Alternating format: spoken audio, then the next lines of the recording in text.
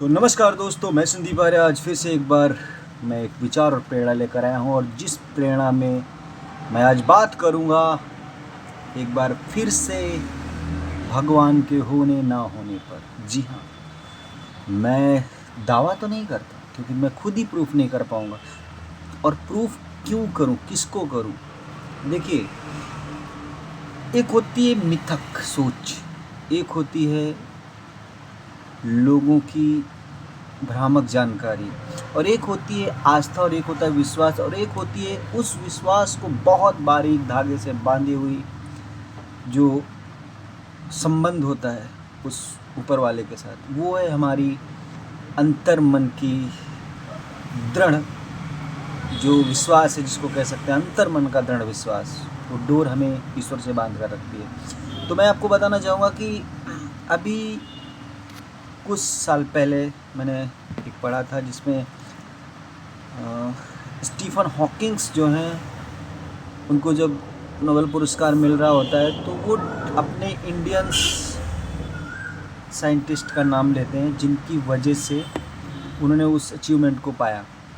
वो आप गूगल करेंगे तो मिल जाएगा। मुझे एग्जैक्ट मैं गूगल करके ही बता पाऊँगा कि क्या था। मैंने पढ़ा था, मेरे को एग्जैक्टली याद नहीं। तो देखिए, बहुत से लोग आपको अपने ज्ञान के आधार पर ही बात करते हैं। किसी को अंतरात्मा से विचार आता है क्या ऐसा करना चाहिए, किसी को किसी से सुन कर के फिर वो अपना तोड़ मरोड़ के सुनाता है। तो अभी मैं जो बताऊंगा आपको वो मेरे अंतरात्मा के विचार होंगे, और कहीं से सुनना भी है और पढ़ा भी और महसूस भी किया है। तो उसके आधार पर मैं ये आज आपके साथ बात करूंगा कि भगवान होते हैं कि नहीं होते हैं। देखिए, जिस तरह से जब तक वैज्ञानिकों ने माइक्रोस्कोप नहीं बनाया था तब तक हमें बैक्टीरिया भी नहीं दिखते थे। वो जो ऐड में आते हैं ना, वो साबुन में हाथ धुलते तो 3 बैक्टीरिया नाच रहे होते हैं, तो वो बैक्टीरियाज भी हम लोगों को नहीं दिखते थे, और अभी भी नहीं दिखते हैं। दिखते हैं किसी को? जब तक माइक्रोस्कोप से नहीं देखोगे तो आपको अमीबा, पैरामीशियम, यूग्लिना वगैरह नज़र ही नहीं आएंगे। ठीक है, तो अब मैं बात करता हूँ कुदरत के होने पर। देखो, तो कुदरत के होने पर मैं डिस्कस ये करूँगा कि क्या हमने एक नज़र में पूरी पृथ्वी को देखा है? जब तक हम पृथ्वी से दूर नहीं जाएंगे तब तक हमें पूरी पृथ्वी एक साथ दिखेगी नहीं दिखेगी। जब हम बहुत दूर जाएंगे पृथ्वी से, क्योंकि मैंने भी एरोप्लेन्स में कई बार ट्रेवल किया है, तो वहाँ से मैंने ऊपर से देखा है अपनी ज़मीन की तरफ, तो ना घर दिखता है, ना गाड़ियाँ दिखती, ना पेड़ दिखते हैं। एक स्ट्रक्चर सा दिखता है, एक स्ट्रक्चर सा दिखता है जिसमें पता नहीं किसका घर है किसका नहीं है, कौन है क्या, मंदिर मस्जिद सब एक ही में मिल जाते हैं ऊपर आसमान से। अब यहाँ पे बहुत से लोग सवाल करते हैं कि जो लोग वेद पुराण पर भरोसा करते हैं वो डॉक्टर्स के पास क्यों जाते हैं। देखो, पहली बात मैं बताऊँ, न वेदों में ये लिखा है कि आप रोटियाँ पका के खाओ, ब्रेड खाओ, टमाटो सॉस खाओ, चाउमीन खाओ, पिज्ज़ा खाओ, बर्गर खाओ। तो जिस हिसाब से आपका जीवन होगा उस हिसाब से आपको डॉक्टर के पास जाना होगा। वेद कहते हैं शुद्ध शरीर मिलता है यदि आपको, और शुद्ध शरीर मिलने का एक ही प्रमाण है कि आप जब जन्म लेते हैं तो आपके अंदर कोई बीमारी नहीं होती। यदि आपकी माता को बीमारी है तो आपको, obviously बात है, आनुवंशिक गुण, ये तो डार्विन ने भी पढ़ा है ना अपने को। तो हमने भी पढ़ा है कि मदरफोर्ड, मैडम क्यूरी, डार्विन, ये सब लोग आनुवंशिक के लक्षण पढ़ाते रहते थे और रिसर्च करके बताएं बहुत सारी चीज़ों को। तो उन वैज्ञानिकों की माने तो आनुवंशिक लक्षणों के आधार पर हमें बीमारी अपने जनक से मिलती है। तो जाहिर सी बात है, चल रही है हमारे आज 10 पीढ़ियों पहले जिसको बीमारी होगी वो धीरे धीरे करके हम तक पहुँचे। और फिर 2 पक्ष मिलते हैं, एक माता का पक्ष मिलता है, एक पिता का पक्ष मिलता है। पता नहीं किसके पक्ष से बीमारी चलते चलते हम तक पहुँचे। दूसरा, हमारा शरीर स्वस्थ है, हमको अगर महसूस हो रहा है तो हम प्रकृति के हिसाब से अगर चलें तो हमारा लंबा जीवन हो जाता है। ऐसा नहीं है, आज भी लोग 2-2 साल तक जिए हैं, जीने वाले 104 वर्ष तक जीने वाले लोग अभी भी हमारे आंखों में मिला हूँ। मेरी नानी खुद 100 के आसपास है, नहीं 100 होंगी तो 90 क्रॉस है ही है हर हाल में। और अभी भी चलती फिरती हैं 90+ होने के बावजूद। सोचिए, मैं नानी के कंधे पर बैठ करके 9-9 10-10 किलोमीटर तक अपने ननिहाल से घर आया गया हूँ, क्योंकि उस टाइम नानी को पैदल चलने की बहुत पहले से आदत थी। तो ये यूँ कह लीजिए कि उस वक्त हमारे गांव के आसपास इतने ज़्यादा व्हीकल्स नहीं हुआ करते थे। साइकिल्स थी तो नानी चला नहीं पाती थी, और जो रास्ता था वो गाड़ियाँ दूर से होके हुए जाती थी, तो सीधा रास्ता था, निकल लेती थी। तो अभी मैं उन लम्हों को भूला नहीं हूँ। और अगर इस सबको सुनने के बाद भी अब आपको कहोगे कि यार अभी तक ईश्वर के होने पर आपने डिस्कस क्यों नहीं की, तो ईश्वर यही सब कुछ ईश्वर है। ईश्वर को आप किस रूप में देखना चाहते हो? देखो, पहले तो आप लोगों के दिमाग में कल्पना घुसेड़ दी गई है, जो लिखा हुआ है किताबों में कि चतुर्भुज नारायण होंगे, तो ऐसे हाथ करके बैठे। तो आपने कैसे डिसाइड कर लिया कि चतुर्भुज नारायण मनुष्य रूप में ही भगवान होंगे? ये तो पहले दिमाग से निकाल दो। हाँ, उसमें लिखा है कि माता शेरों वाली है, शेर पर सवार होकर आती है। माता शेर पर सवार होकर आती है, तो किस रूप में आती है ये थोड़ी उसमें वर्णित है। वो तो आप लोगों ने कल्पना कर लिया है कि माता का ये रूप होता होगा, ये चुनरी चढ़ती होगी, ये ऐसे। वो तो आपने अपना खुद का कल्पना किया हुआ है। रूप डिजाइन भगवान का आज तक कोई परफेक्ट कोई नहीं कर पाया है, कोई भी नहीं। यहाँ तक कि जितने भी चित्र, ये सब कुछ जो भी कुछ है, वो सिर्फ एक कल्पना मात्र है। यदि हमें ईश्वर को पहचानना है तो हमें अपने मन से, सोच से और विचारों से निर्माण जो किया हुआ मूर्ति है उसको भगवान मानने से पहले तो इनकार कर दो। सिंपल सी बात ये है, मैं बता रहा हूँ। हाँ, हम किसी मूर्ति को भगवान क्यों मानते हैं? क्योंकि हमारे पास और कोई अभी तक कोई साक्षी नहीं है। मैं आपको एक छोटी सी बात बताता हूँ। अभी हम लोग AI में जी रहे हैं। हम लोग प्रॉम्प्ट लिखते हैं और फटाक से कैलकुलेशन करके वो बाइनरी पद्धति पे, और फटाक से हमको एक चलती फिरती वीडियो मिल जाती है, कुछ भी XYZ कुछ भी। तो अब आप सोचो, किसके दिमाग में आया कि AI होनी चाहिए? किसके दिमाग में आया? कौन आया जिसने सोचा? किसने? हर कोई तो AI नहीं खोज पा रहा, हर कोई लाइट भी नहीं खोज पा रहा। तो एक बंदा किसी चीज़ का इन्वेंशन करता है, फिर उस पर कॉपी बनती रहती है। तो वो जो बंदा है, कभी आपने ध्यान दिया है, जो बंदा आया वो शांति से अपनी उम्र को जिया लास्ट तक, और बिना हो हल्ला के चला गया चुपचाप। तो कभी जब आप इस बात पर गौर करेंगे कि जो व्यक्ति आता है अपना चुपचाप काम करता है, किसी दुनियादारी से मतलब नहीं रखता है, इतने एक्सीडेंट होते हैं, इतने साल महामारी आती है, इतनी बैक्टीरिया है, ये बीमारी वो बीमारी, ये ना खाओ वो ना खाओ, अरबों की बीमारियां, उसके बावजूद भी व्यक्ति शानदार तरीके से जीता है, बिना किसी बीमारी के, बिना किसी टेंशन के, बिना किसी माथापच्ची के, आराम से चला जाता है। तो आपको क्या लगता है, वो ईश्वर नहीं है? जिसने आपको इतना बड़ा इन्वेंशन करके दे दिया, वो ईश्वर नहीं था? वो ही ईश्वर था। बस हम अपने आप के गुरूर में उसे पहचान नहीं पाते हैं कि यार, जो भी व्यक्ति समाज के लिए बेहतर कार्य कर रहा होता है वो ईश्वर का ही प्रतीकात्मक रूप होता है। सिंपल सी बात समझ लीजिए। मैं किसी देश, भारत, अमेरिका, पाकिस्तान, लंदन की बात नहीं कर रहा हूँ। धरती के किसी भी भूभाग पर पैदा हुआ वो मनुष्य, किसी भी माता के गर्भ से उत्पन्न, किसी भी रूप रंग में, गोरा काला, अंधा लूला लंगड़ा बहरा, कुछ भी, जिसने भी इस सकारात्मक संसार में सकारात्मक सोच के साथ में कुछ भी सकारात्मक परिणामों के लिए यदि कुछ बनाया है तो वो ईश्वर का अवतार था। हाँ, आप कहोगे कि क्या ईश्वर चाकू बना के चला गया, गन मशीन बना के चला गया? तो अब वो बना के गया था किस लिए? अब हमका इस्तेमाल कर रहे हैं हम लोग कुछ और। तो ये एक परिणाम, अच्छा और बुरा परिणाम यही होता है कि किसको पता था कि वैसलीन किस लिए बनी थी? सोचिए। कि जो पेट्रोलियम, वैसलीन पेट्रोलियम जेली जो होती है वो क्या करने के लिए बनी थी। गूगल करिएगा, मैं बताऊंगा तो मैं हो सकता है उतना परफेक्ट ना बता पाऊँ, तो इसलिए गूगल कर लीजिए। थोड़ा बहुत मुझे पता है, तो मैं नहीं चाहता हूँ मेरे द्वारा गलत जानकारी जाए। तो पता लगा है कि पेंसिलिन जो इंजेक्शन लगता है, ये जो शून्य का इंजेक्शन लगता है, वो किस लिए खोजा गया था, किस लिए यूज हो रहा है। तो बहुत से इन्वेंशंस ऐसे हुए हैं जो हुए किसी और उद्देश्य के लिए थे, लेकिन उनका इस्तेमाल कुछ और तरीके के लिए हो रहा है। तो हमारा डिपेंड करता है कि हमारी सोच, कि जब हमें कुछ और चीज़ मिल जाती है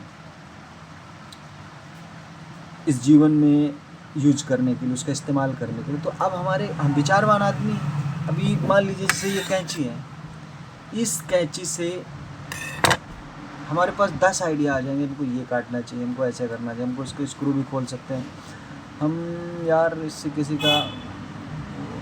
तो अब ये हमारी सोच है कि हमको सामने वाली चीज़ का इस्तेमाल कैसे करना है। तो ईश्वर का होना ना होना आपके लिए कोई मायने नहीं रखता। ईश्वर ने ऐसी व्यवस्था कर, आप बेकार में भटक रहे हो।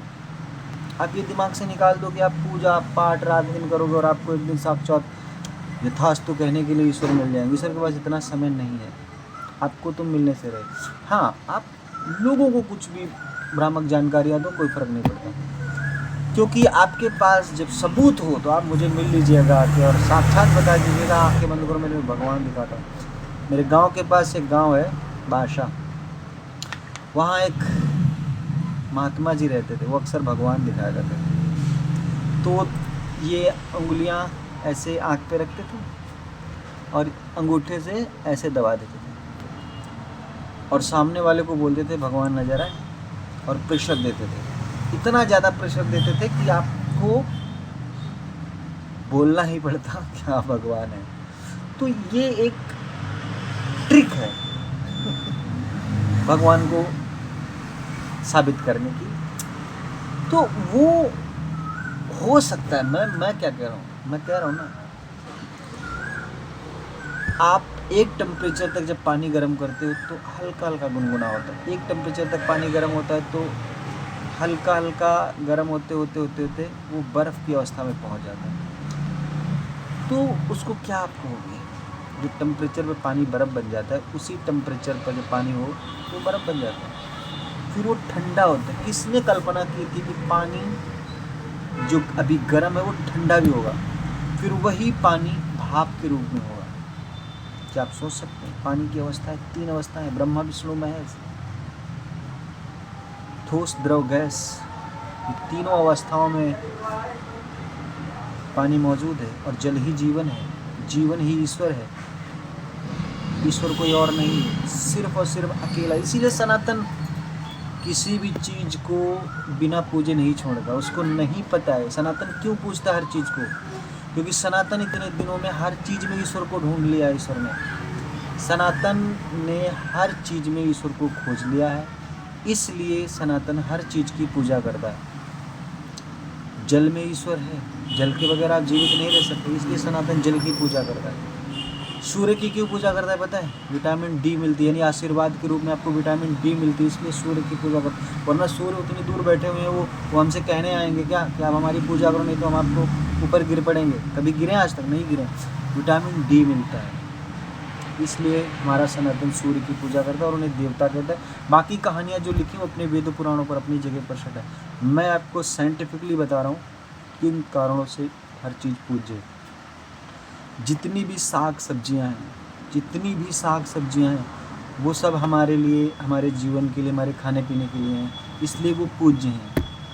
ये पहाड़ क्यों पूज्य हैं? ये पर्वत बड़े बड़े क्यों पूजे जाते हैं? ताकि जब बहुत बड़े तूफान है तो पहाड़ अपनी जगह से हिलडुल कर चले ना आए हमारी तरफ। क्यों पूजे जाते हैं? इसीलिए पूजे जाते हैं। हे प्रभु, हे पर्वत महाराज, आप अपनी जगह पर स्थिर रहिएगा। कितना भी बड़ा तूफान आ जाए आप हिलिएगा नहीं। आप अगर हिलोगे तो हमारी बस्तियां मटिया मेट हो जाएंगी। तो ये धारणाएं जब आप अपने दिमाग में पालोगे तो आपको हर चीज़ में ईश्वर नज़र आएगा। मुझे हर चीज़ में ईश्वर नजर आता, मैं कभी नहीं भटकता। मैंने आज तक कभी माला नहीं, राम राम राम राम नहीं किया। क्यों नहीं किया? क्योंकि मुझे पता है राम शब्द का उच्चारण आपको मोक्ष तक ले जाएगा कि नहीं ले जाएगा ये मुझे भी नहीं पता, लेकिन जय श्री राम आप जीवन में एक बार भी अगर कह लिया सच्चे मन से, सच्चे मन का मतलब समझते हो ना आप? जैसे आपको दूध से घी बनाने की प्रक्रिया ना पता होगा तो आप जीवन भर जुटे रहो, दूध से घी नहीं बना पाओगे ना। आप दूध को उतना गर्म करोगे, अगर गर्म भी कर लिया तो आपको पता नहीं कि इसको जामुन डालना है, जामुन डालने के बाद इसको मथना कब तक है, मथने के बाद निकलेगा क्या, निकलने के बाद अब इसका क्या करना है, फिर आग पे चढ़ाने के बाद कितनी देर तक गर्म करना है। अगर आपको नहीं पता है, बहुत सारी चीज़ें ऐसी नहीं पता जो जीवन में हम कभी कर ही नहीं पाते। अरे यार सिंपल सी बात, जो मैथ की बात पकड़ो, ये आज के लोगों को क्या ही मैं समझाऊँ। एक क्वेश्चन जो रीजनिंग में आता है, जो मैथ पढ़ने वालों को मैं ज़्यादा विद्वान समझता हूँ, अपने को मैथ वालों को ही बताता हूँ। मैथ का एग्जांपल है, मैथ वाले अपने आप को बहुत ही 30 मार कहाँ समझते हैं। मैं इस वीडियो के माध्यम से कहता हूँ कि वो सोचते हैं कि मैथ का क्वेश्चन सॉल्व कर दिया तो दुनिया के सबसे साइंटिस्ट नहीं। एक मिथ क्रिएट किया गया कि मैथ बहुत टिपिकल होती है। मेरे को भी किसी ने कह दिया था कि मैथ लोगे तो मैथ के सॉल्व नहीं कर पाओगे, क्वेश्चन समझ नहीं पाओगे, और वो दिमाग में मेरे घुस गया था कि मैथ को मैंने समझना बंद कर दिया। धीरे धीरे करके मैथ से मैं दूर भाग गया।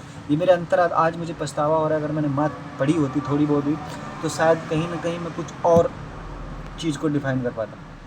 लेकिन उस चीज़ से हाँ, जब तक मैंने मैथ पढ़ी है, मेरे साथ पढ़ने वाले बच्चे भी जानते हैं, sine cos tan cos sec cosec आज तक मुझे रटा हुआ है। और ये सब कुछ इतने से ही नहीं बताऊँगा कि वो ये तो टेक्नोमेंट्री है इतनी, बट मैंने मैथमेटिकली बहुत रिसर्च की। आज भी मैं किसी भी क्वेश्चन को रट लेता हूँ तो दूसरी बार मैं सॉल्व कर लूँगा। लेकिन अब कहो कि मैं मैथ के स्टूडेंट्स के साथ कंपटीशन करूँ तो मुझे उसमें भी ईश्वर दिख रहा है। ना ना ना, मेरा से नहीं होगा। मैं चित्रकला मैंने बहुत पहले छोड़ दी। मैं बचपन में बहुत सारे चित्र बनाया करता, मैं हूबहू उतार देता था। तो धीरे धीरे मेरे को लगा ये टाइम पास चीज़ें फालतू की, इसमें क्या ही करना, तो मैं हट गया उन सब चीज़ों से। तो मुझे जो चीज़ मैं आसानी से कर सकता था मैंने वो किया ही नहीं, साइड में रख दिया। जो काम मेरे से बहुत सिंपल तरीके से हो जाती वो मैंने किए ही नहीं। मेरे को फिर मेरी अंतरात्मा ने आवाज़ दी, बोले तुम ग्राफिक डिज़ाइनर बन सकते हो। अच्छी, मैंने ग्राफिक डिज़ाइनर में हाथ मारा और 10 साल एक बहुत बड़ी कंपनी में जा कर के सीनियर लेवल तक पहुंचा। क्विट कर दिया, नहीं करना, मज़ा नहीं आ रहा लाइफ में, अब कुछ और सोचना है, कुछ और करना है। तो अब जो थॉट्स आ रहे हैं मेरे दिमाग में वो ये हैं कि अब इस समाज, इस संसार के लिए मैं और नया क्या कर सकता हूँ। तो यही है आज की विचार और आज की प्रेरणा, जिसे मैंने समझाना चाहा कि ईश्वर क्या है। उससे ज़्यादा मैंने अपनी तारीफ़ करनी, तो इस तारीफ़ को साइड में कर दीजिए। पार्ट 1 पार्ट 2 के नाम से आया है। पार्ट 1 जिन्होंने देखा है वो पार्ट 2 देख लें, पूरा कंक्लूजन इसमें है। तो भगवान हमारे साथ हैं और हमेशा रहते हैं। हर एक चीज़ में भगवान है, जो प्राकृतिक रूप से है, जो इसको इंसान ने खुद बनाया। को इस घड़ी में भगवान है तो इस घड़ी में भगवान थोड़ी है, ये तो अपने हिसाब से है, कभी पानी पड़ा बंद हो जाएगी। तो आप मानो तो इसमें भी भगवान है कि जब तक चल रही है, हो सकता है आपका भाग्य बता रही है, आप इसके हिसाब से चलो, यानी कि भगवान के हिसाब से चलो। आप घड़ी के हिसाब से अगर लेट होने लगे तो इसका मतलब भगवान उठा हुआ। तो यही सारी चीज़ें टिपिकल पॉइंट्स हैं जो मैं बताना चाहता हूँ कि भगवान बेसिकली हैं। बेवकूफ़ों को कभी नहीं मिलने वाले हैं, वो विश्वास ना करें, उनके विश्वास करने ना करने से कोई मतलब फ़ायदा नहीं होता। क्योंकि शक अगर आपके दिमाग में है और आपने ये सोच लिया है कि सब कुछ अपने आप हो रहा है, भगवान उगवान है नहीं कहीं कुछ भी, तो फिर आप इस संसार को ना अंधेरे में रख रहे हैं। आप इस संसार को अंधेरे में इसलिए रख रहे हैं क्योंकि आपने खुद भी नहीं खोज की, बिना खोजे आपने डिसाइड कैसे कर दिया। जैसे मान लीजिए कोई कमरा बाहर से बंद हो और मेरे पास चाबी है या मेरे पास चाबी नहीं है, मेरे को पता ही नहीं ताला खुलेगा कैसे, और किसी ने बाहर से पूछा कि अंदर क्या है, मैंने अंदर कुछ नहीं, खाली पड़ा हुआ कमरा, और पता चला उसमें सोने हीरे जवाहरात भरे पड़े हो। तो जब तक हम प्रूव नहीं कर पा रहे हैं, जैसे बहुत सिंपल है कह देना, बहुत सिंपल है कह देना भगवान नहीं। ये आलस्य का पहला उदाहरण है। दुनिया का हर वो आलसी इंसान सबसे पहले यही कहेगा भगवान नहीं है। दुनिया का हर वो आलसी इंसान यही कहेगा कि भगवान नहीं है। क्यों? क्योंकि ना उसने खोजा, ना उसने खोज के बताया। तो मेरे 2 ही लास्ट में ऑप्शन बचते हैं जिसको मैं बताना चाहूँगा कि अगर आपके दिमाग में है कि भगवान नहीं है तो आप आलसी हो। आपने ना खोजा है, न जाना है, न पहचाना है, न ढूंढा है, न समझा है।